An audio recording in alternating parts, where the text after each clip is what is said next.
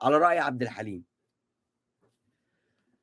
طمنا طيب، طمنا على الناس اللي عندك، ايه خرجتوهم؟ طب الاتوبيسات ما اتكسرتش؟ طب ما فيش حد اتعور؟ طب ما فيش حد مثلا يعني راح واتخيط في مستشفى الاسماعيلي العام؟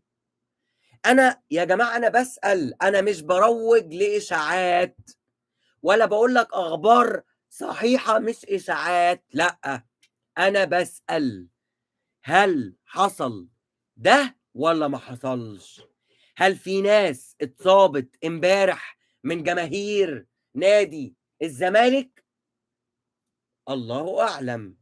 طب يا بيبو انت كده بتظلم جماهير نادي الاسماعيلي. ايه ده؟ انا بظلم جماهير نادي الاسماعيلي ليه؟ ليه انا